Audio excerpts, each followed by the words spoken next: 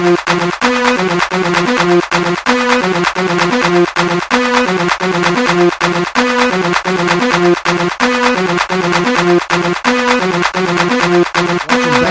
you for joining me, your man Diamond K, and here, of course, the Diamond K Show on Fire TV Radio on Fire.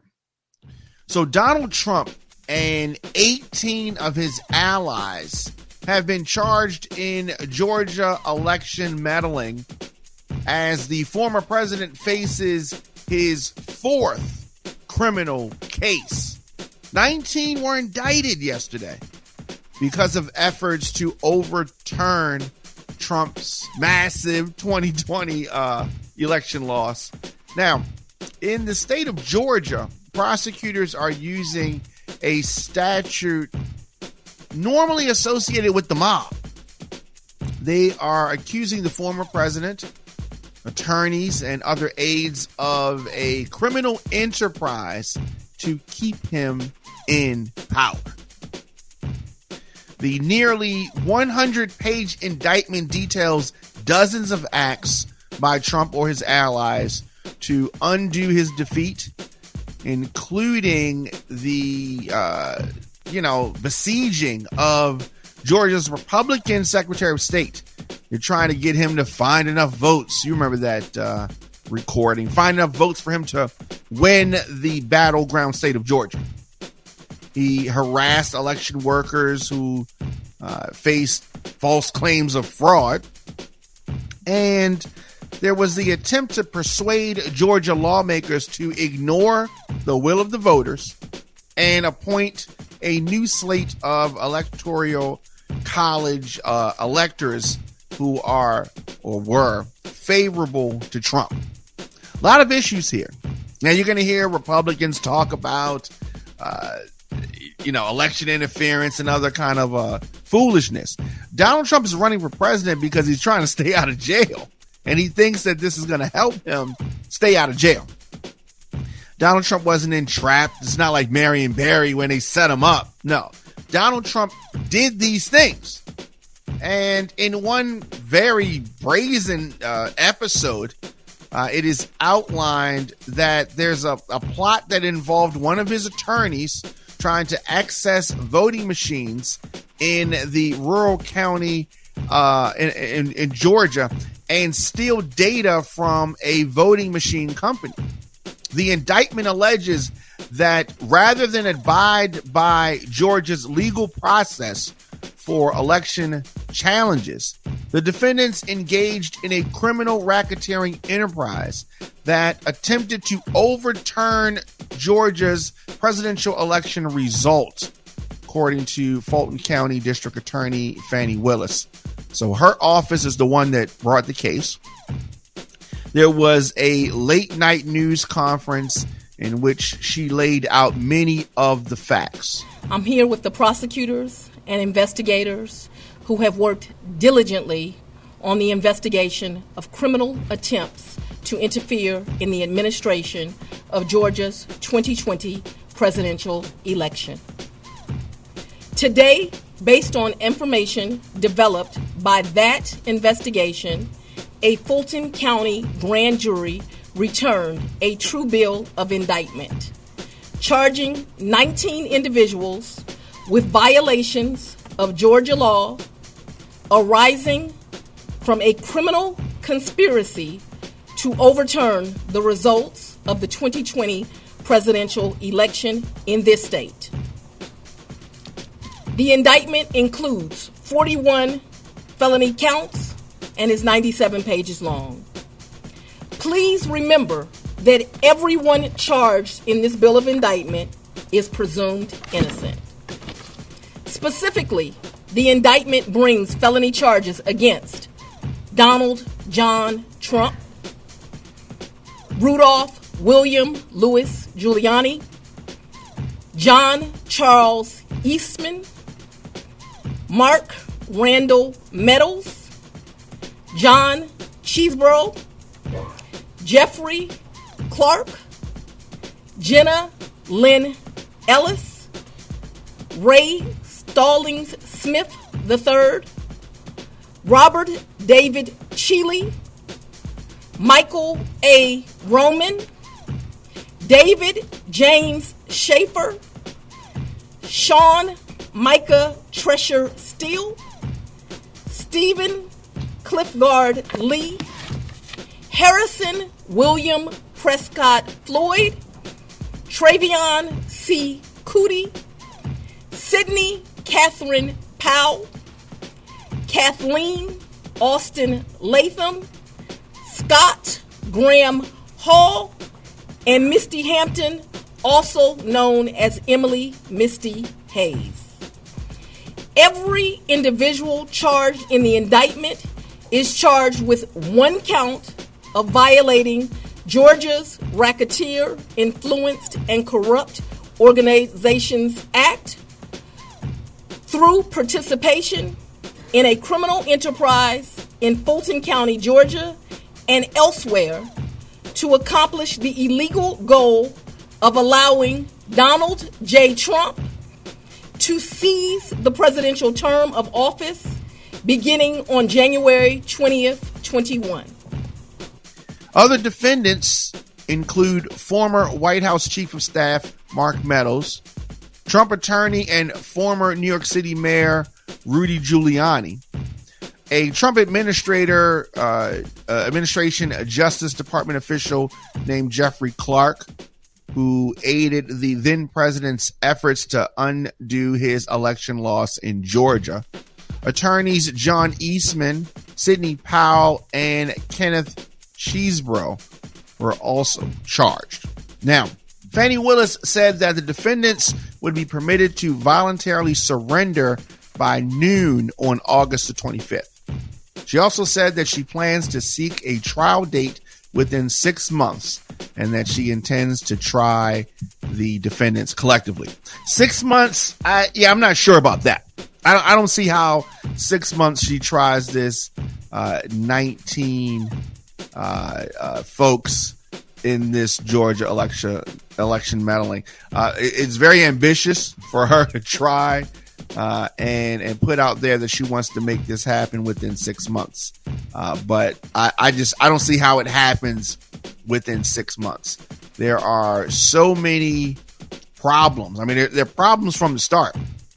Problems from jury selection to a courtroom that is large enough to hold all of this. All right, putting 19 people on trial at the same time is a very difficult assignment for any prosecutor, whether or not one of those defendants is the president, former president of the United States or not. It is difficult. So Trump's trying to reclaim the old office. Now, this racketeering indictment is massive. So it was returned, as I said yesterday, by a grand jury in Atlanta, and it presents a wide range of challenges. The big one is political. Finding jurors who don't have an unshakable opinion about Donald Trump and others in his orbit is going to be difficult. Now, some folks may wonder, why is this happening in this Democratic county, Fulton County?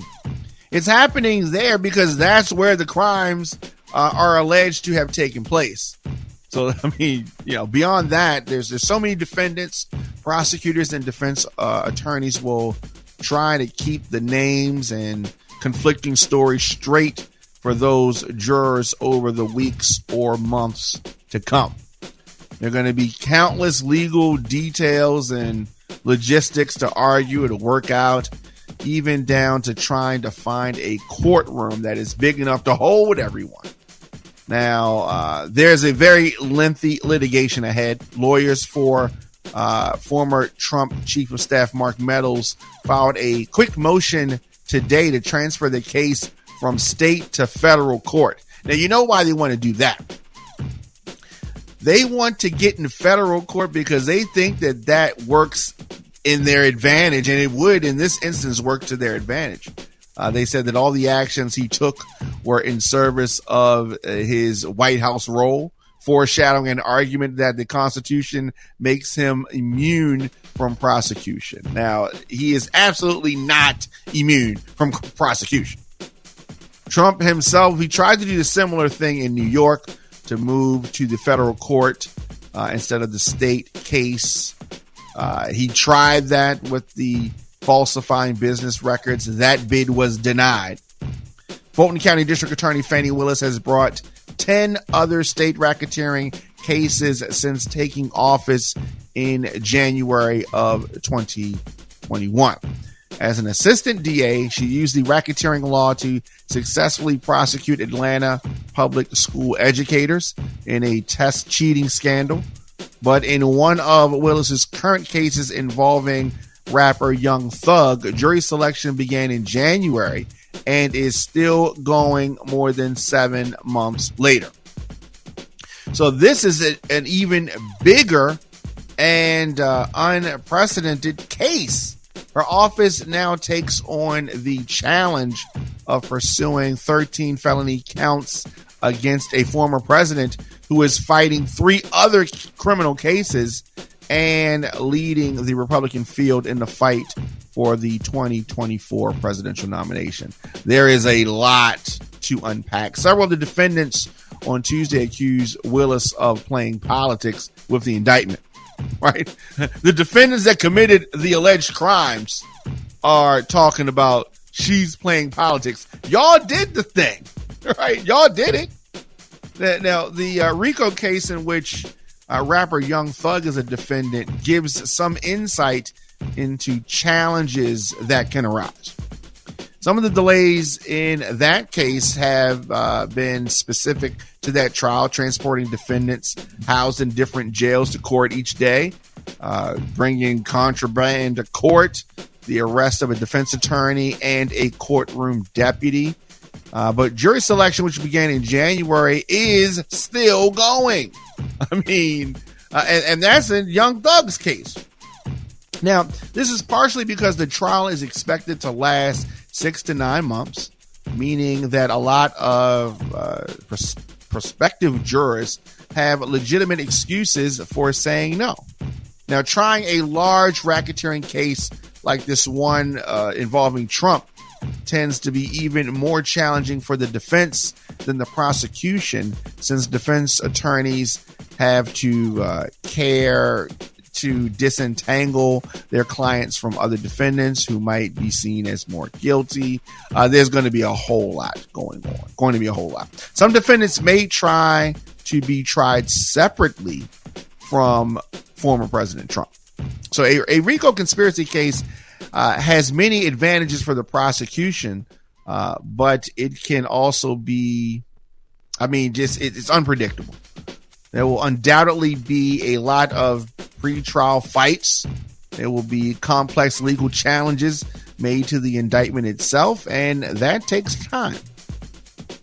Georgia is a very strong state on the public's right to access the courtroom, so we are going to see things. That is good. A lot of times we just see drawings. They're going to have cameras in there. One of the options may be to find a non-traditional space like an auditorium or a convention center. That is always something that is possible. Just definitely, we're seeing history in the making, history being made, shall I say. And this is a fascinating case, and we're going to talk more about that. On Fire TV is a news website and a media company founded by myself, Diamond K, in 2012. Now, what we do is made possible by your support. So click the link below to help us out, or head on over to onfire-tv.com/support to make a donation, buy some merch, or to become a VIP member and get exclusive member-only content. Of course, businesses can always sponsor the Diamond K Show or any of the On Fire TV programs. Just contact me, djdiamondk@gmail.com. So a chair swinging man, the one that has really gone viral after that doc melee.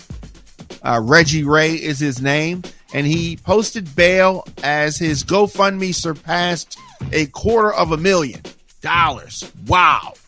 The Alabama man, authorities claim, used the chair to defend himself and others during the riot, the melee, the confusion that happened. It's interesting that he was able to raise the amount of money that he did. So, you saw him, you've seen the video, and black folks specifically have just been excited for what he did and his defense of a fellow black man in this riverboat. A classic thing. Now, the now viral altercation in Montgomery, he posted bail, and he's 42 years old. He turned himself in on Friday, and so he turned himself in on Friday, but he is out. This was a disorderly conduct charge. He was released the following morning. His attorney is civil rights attorney Lee Merritt. He represents Ray and at least one other individual that was involved in the brawl. Posted on Instagram about his client's release from jail over the weekend. He said that Mr. Reggie Ray is out and he is in good spirits. He got a speeding ticket on the way home, but he was relieved to discover the community showed up for him and others in such a strong way. So that is a good thing to know. Folks supporting him. Reggie Ray posting bail after raising over $250,000. Wow, that is interesting. The attorney said that Ray had been involuntarily roped into the disorderly conduct initiated by a violent white mob, but would still participate in the investigation. That is something. That amount of money that was raised, shocking. We're going to get into more stories right after this. My father, Dwight Williams, has been showing folks how to slow down the aging process naturally. This is without drugs, without surgery, without medicine. Now, he is a senior citizen, and he looks amazing. His clips have been featured on the Shade Room and other blogs. D's Baby Boomers is the company, and the videos have taken social media by storm. Remember this name, D's Baby Boomers.vip. Now, Dwight Williams is not a doctor, not a dietitian, or even a fitness coach. He is a baby boomer that has made health a priority. Head on over to dsbabyboomers.vip today. That's dsbabyboomers.vip today and check out everything that he has going on over there. So let's take a quick break and we'll be back with more right after this. Terry T Productions presents White on the Water, the citywide all-white affair at the Baltimore Peninsula, 101 West Cromwell Street, Sunday, August 27, 5 to 10 p.m. Featuring all the way from South Africa, the Grammy Award winner, Namsibo Sikote, performing her hit song, Jerusalem.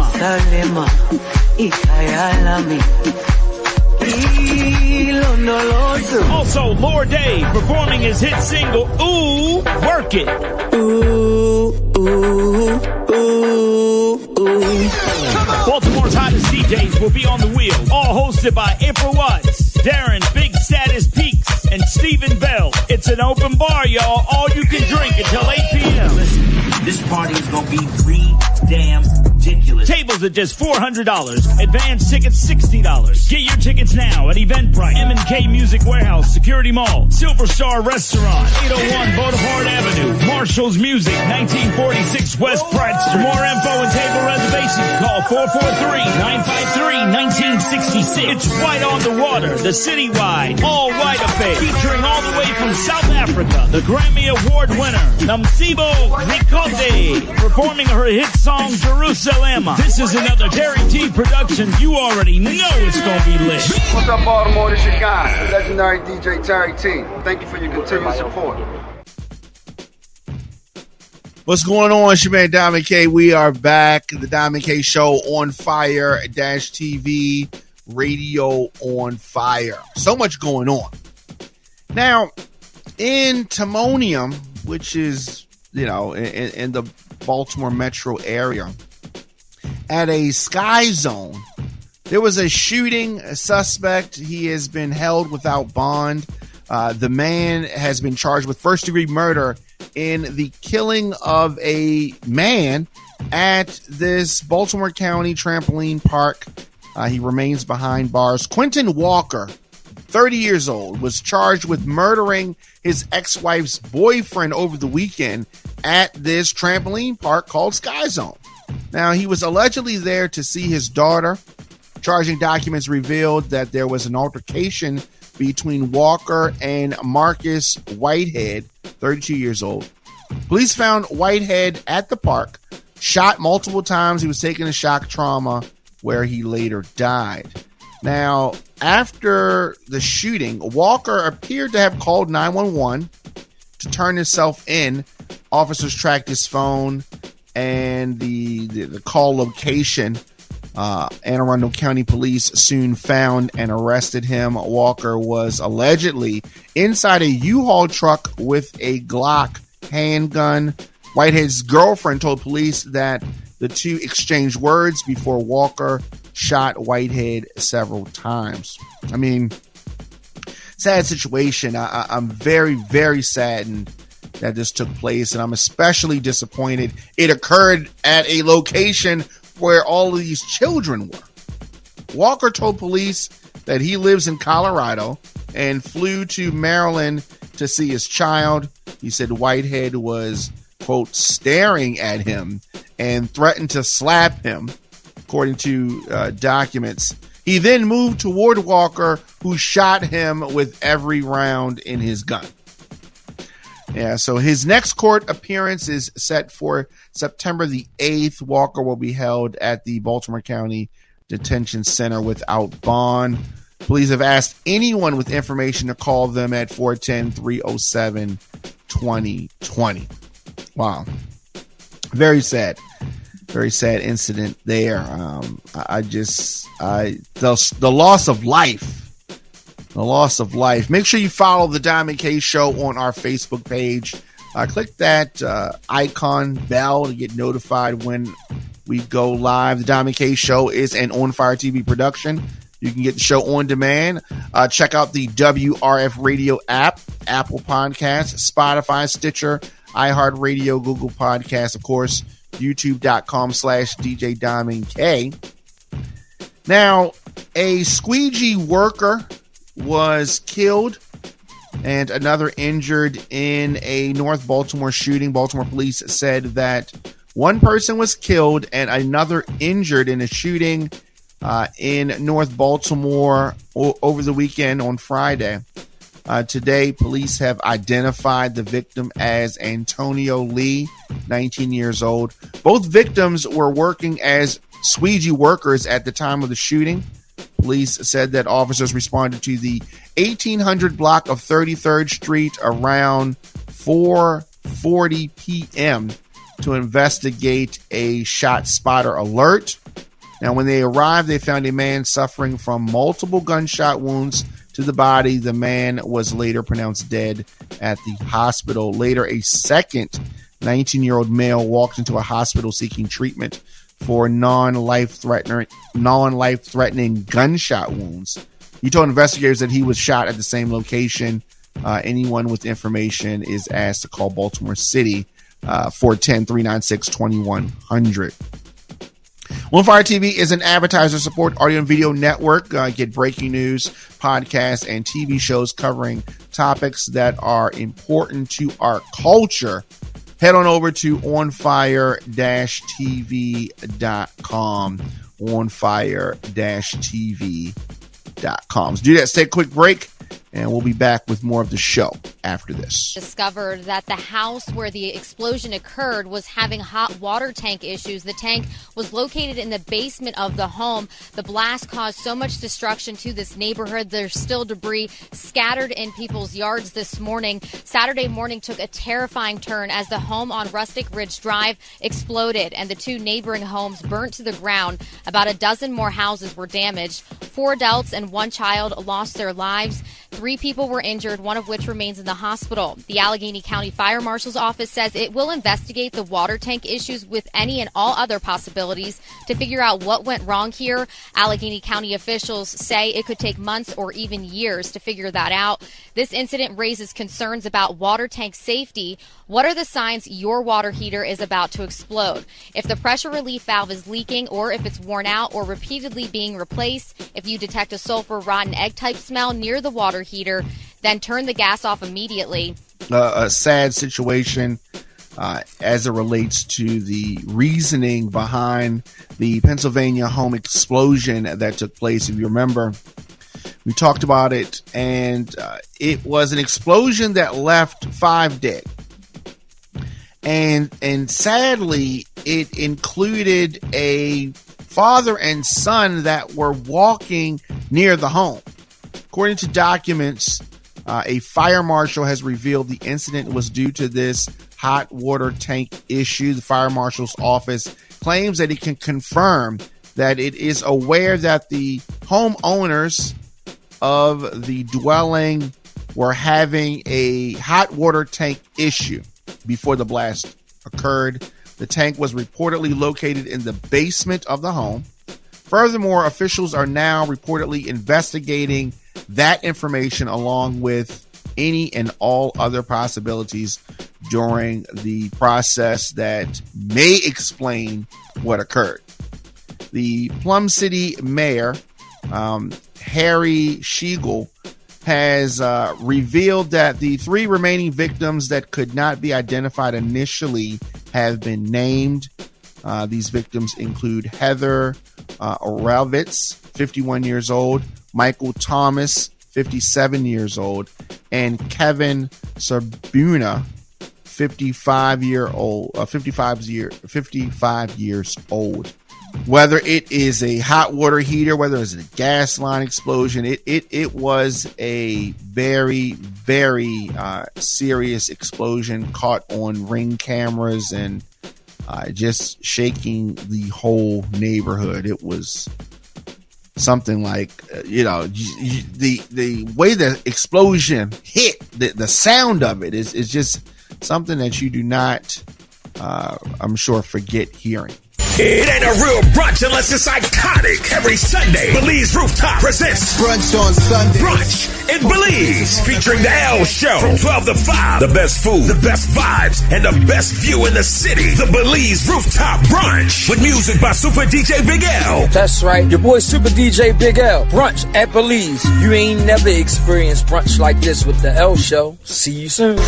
Get ready for Brunch at Belize Rooftop, featuring the L Show, each and every Sunday, 316 Guilford Ave. Doors open at 12 noon to 5 p.m. Music by Super DJ Big L. Come out and enjoy plump shrimp and grits and our signature chicken and waffles, home fries to die for, and $25 crafts of mimosas. For tickets and cabana reservations, go to brunchandbelize.eventbrite.com or call 667-256-5025. Island Vibes, no passport needed.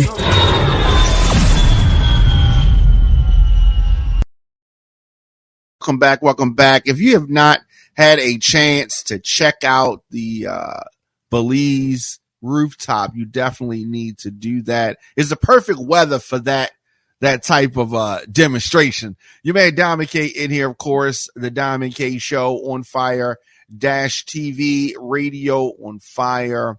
The On Fire Network is a news website and media company founded by yours truly back in 2012. What we do is made possible by your support. Click the link below. Head on over to onfire-tv.com. Make a donation. Pick up some merch. Become a VIP member. Get some exclusive members-only content. You can always advertise on the Diamond K Show or any of our programs. Just hit me up, djdiamondk@gmail.com. djdiamondk@gmail.com. So prosecutors in the Hunter Biden case, they are denying defense push to keep the gun charge agreement in place. This thing has just been going on and going on. So there is this legal showdown over this plea deal that just blew up and just derailed for Hunter Biden. Now, it continued today as prosecutors are claiming that an agreement on a gun charge is dead, along with the rest of the deal, as the case makes a major shift into a special counsel investigation. Of course, we announced that the district attorney, Merrick Garland. Yeah, I don't know. I think I'm glad that Merrick Garland is not on the Supreme Court.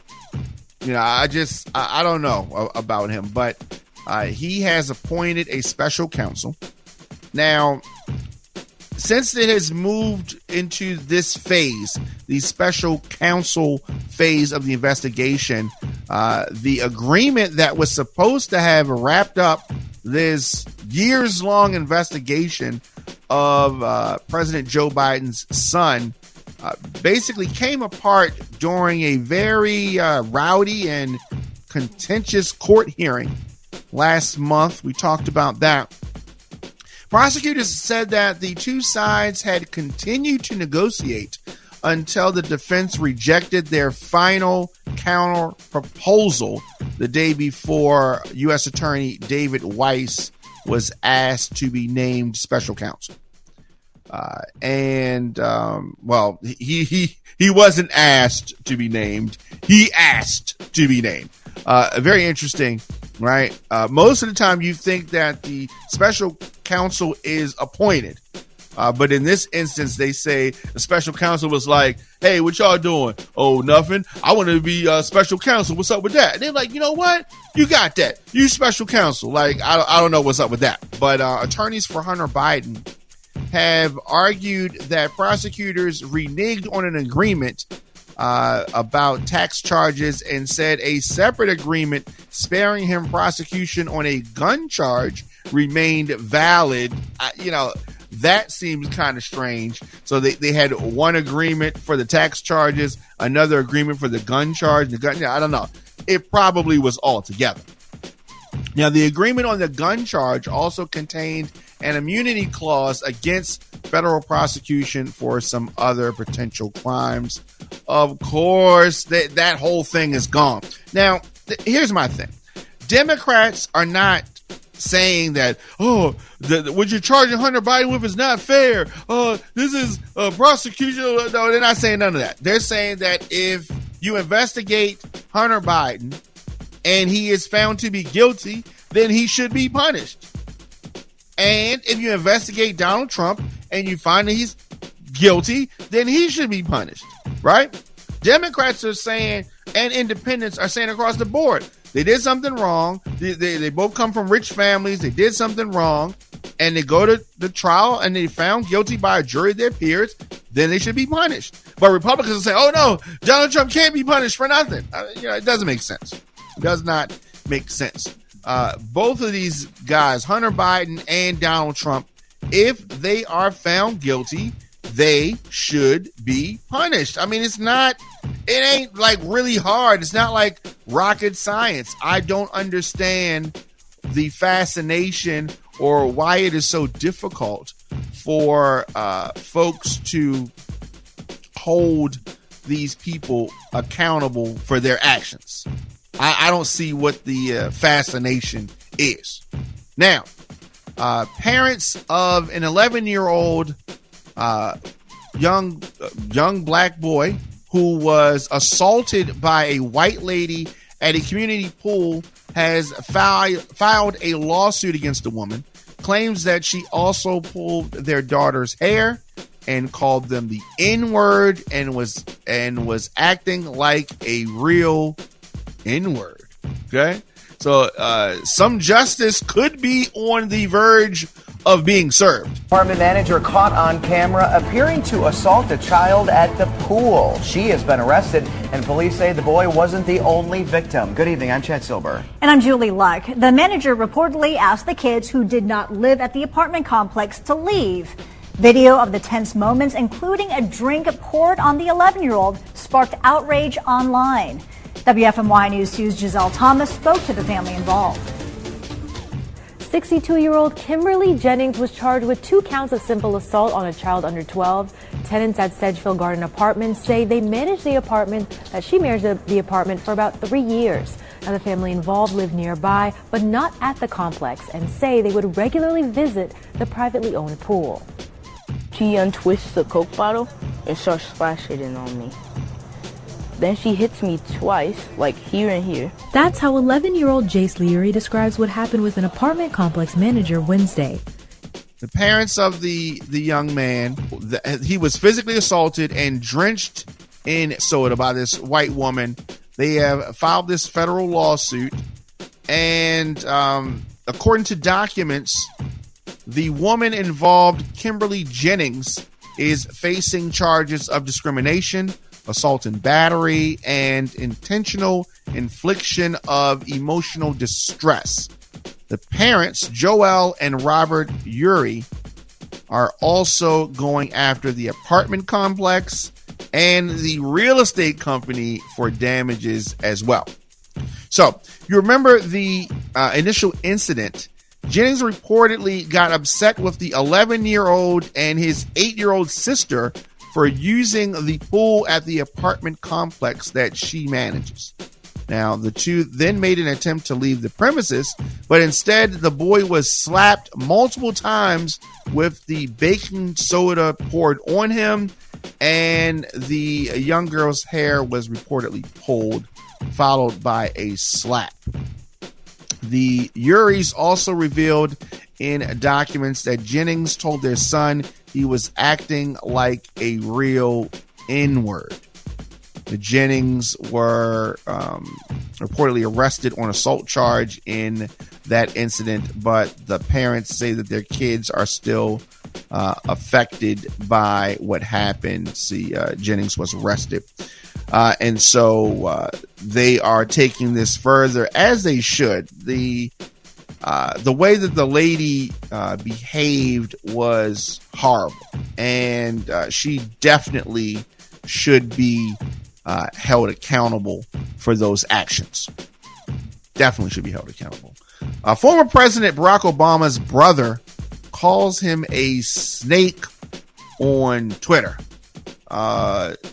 It's one of those things that all family members do not get along, and for a long time he just been hating. He has been hating on his brother, and so I'm not surprised to hear about this happen every time. Terry T Productions presents White on the Water, the citywide all-white affair at the Baltimore Peninsula, 101 West Cromwell Street, Sunday, August 27, 5 to 10 p.m., featuring all the way from South Africa, the Grammy Award winner, Namsibo Sikote, performing her hit song, Jerusalem.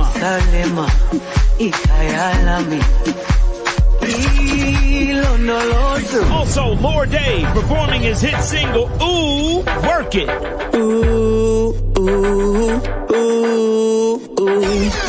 Baltimore's hottest DJs will be on the wheel, all hosted by April Watts, Darren Big Saddest Peaks, and Stephen Bell. It's an open bar, y'all. All you can drink until 8 p.m. Listen, this party is gonna be damn ridiculous. Tables at just $400. Advance tickets $60. Get your tickets now at Eventbrite, M&K Music Warehouse, Security Mall, Silver Star Restaurant, 801 Bonaparte Avenue, Marshall's Music, 1946 West Price. For more info and table reservations, call Call 443-953-1966. It's White on the Water, the citywide, all-white affair, featuring all the way from South Africa, the Grammy Award winner, Namsibo Ricote, performing her hit song, Jerusalem. This is another guaranteed production. You already know it's going to be lit. What's up, Baltimore? This your guy, the legendary DJ Terry T. Thank you for your continued support.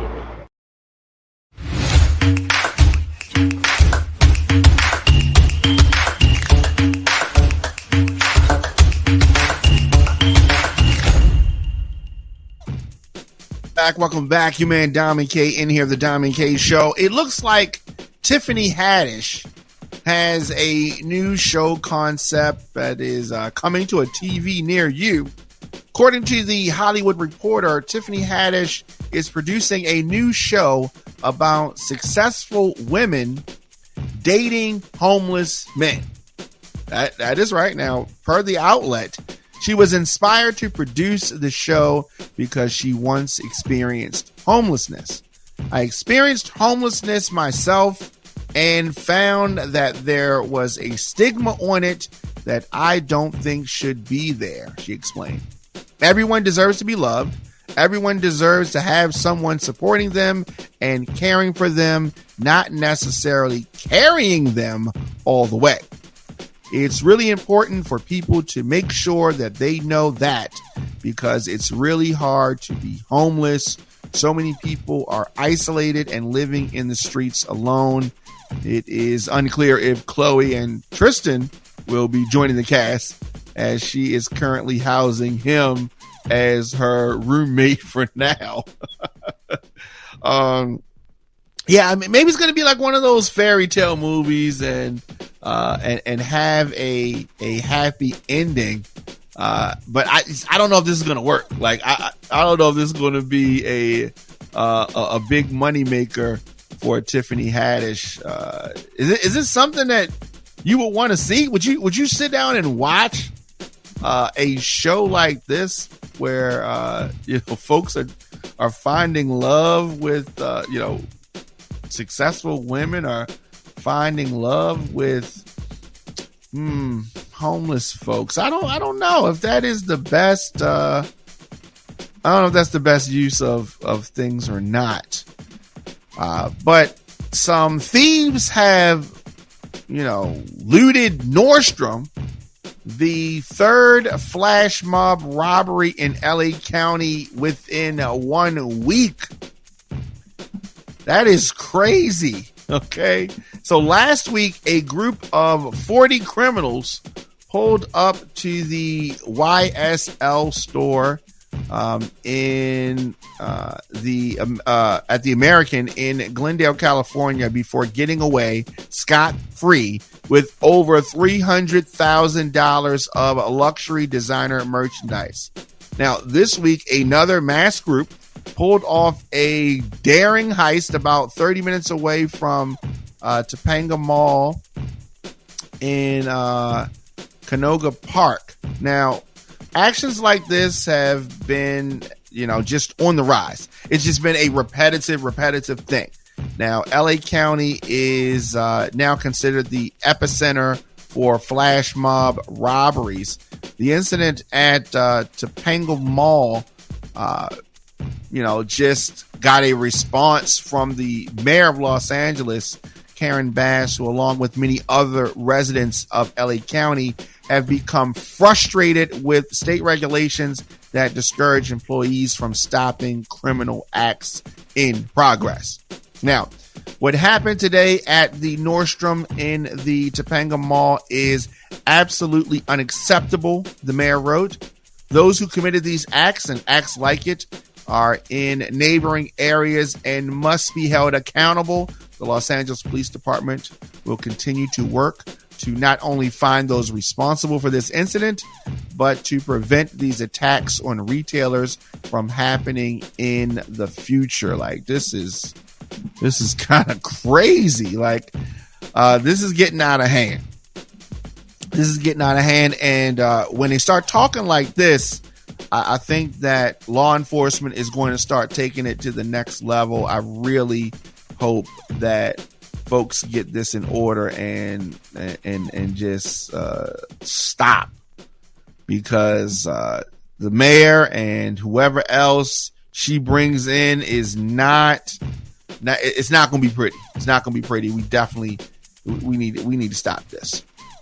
Now, a very disappointing update to a story that we told you about a little while ago, like 2 days ago. So over the weekend, a 20-year-old man shot and killed Brooklyn Dior, who's 18 years old, at her job at Home Depot in Pensacola, Florida. Now, at the time, police knew that the attack was targeted, but did not know to what extent. It is now being revealed that the shooter and the victim were in a relationship. They shared a 2-year-old child together. It's also being revealed that the shooter's own mother helped him carry out this tragic murder.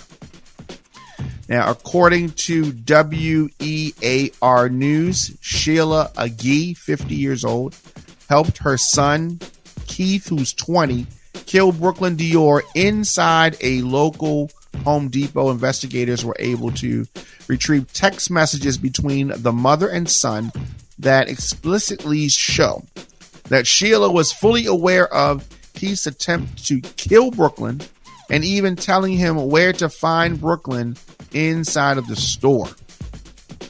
In these messages, Keith says, she ain't a nun, but cost me money and gave me a blank. I'm fine just shooting her. I don't know. I hate that for daughter. But like I said, I can't take it. I don't give a F no mo.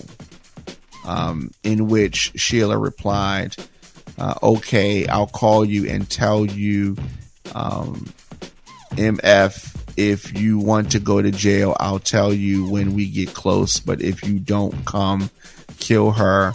You just a MFB. This was his mother. Saddest part about this is that the WEAR News crew captured Sheila at Brooklyn's balloon release to celebrate her life hours before she was arrested in connection to this murder. She's being charged with first-degree premeditated murder, aggravated battery. Brooklyn's brother, Breland Carter, told the station that the couple had a history of domestic violence, and Brooklyn had already taken Keith to court for abuse, but unfortunately she lost her life at the hands of her abuser. This is just a terrible story. The mother, I can't even believe that the mother would show up to the balloon release knowing that she had played a hand in her death. So this mother and son from Florida plot the murder of the man's ex, who's also the mother of his child, at a Home Depot. So the sheriff's office announced the arrest of the 50-year-old Sheila Agee last night. Sheila is the mother of Keith Agee, as I said, who shot and killed 18-year-old Brooklyn Sims at Home Depot. 2 other people were also injured in that incident. The sheriff's office addressed the incident in a release, revealing that the text message showed that Sheila had helped her son coordinate the killing. And the statement from the sheriff's office read that investigators discovered that the mother of the suspect, Keith Agee, knew and helped him coordinate the murder. So the murder itself is just unbelievable. But to know that the mother knew about it and helped coordinate it it's almost incomprehensible. What kind of world? What kind of mother would do that? So now her and her son thugging it out And who knows what's going to happen here. Thugging it out. This woman helping. I can't believe it. It is, it's always something. Always something. Let me know your thoughts in the comment section. Of course, Instagram, Facebook, Twitter, LinkedIn, TikTok at The Diamond K Show. Of course, On Fire TV.com. Radio on Fire is where you go. I am here weekdays, 6 p.m. Of course, you can check us out anywhere you get your podcast. Just search The Diamond K Show. So, last thing before we get out of here, Tracy Morgan has credited Ozempic for his recent weight loss. So, he is the latest celebrity to admit to using Ozempic for weight loss. He spoke about using the medication while on the Today with Hoda and Jenna show. On your body and on your health? No, that's Ozempic.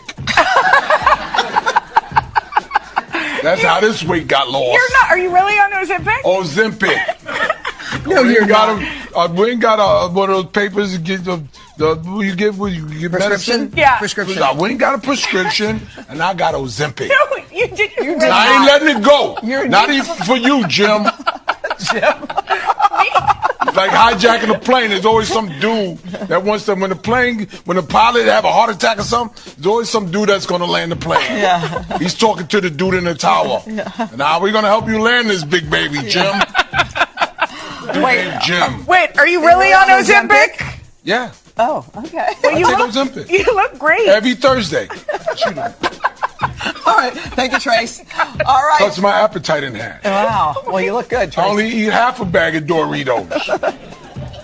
Tracy's oh my God, Tracy, special. You're hilarious. Tracy. So I don't know about that. Let's see what this is. Let's find out what this is. So all right. So according to the Google machine, it is obviously it is a medication, and so we're looking at this, and about 42% of American adults are obese, says the CDC, and for years people have been trying all sorts of methods of medications to search for the perfect weight. And so this medication was approved in 2017 by the U.S. Food and Drug Administration for use in adults with type 2 diabetes. So this is a diabetic drug. And it says, according to this health website, it says that it can help people lose weight, which can reduce the risk for many other serious health conditions, such as heart problems. It can also be used as an alternative to bariatric surgery for some patients who are obese. The degree of weight loss achieved with surgery is usually much greater and lasts longer than with medications. Experts still recommend that people avoid using Ozempic unless they have type 2 diabetes. Instead, talk to your healthcare provider about,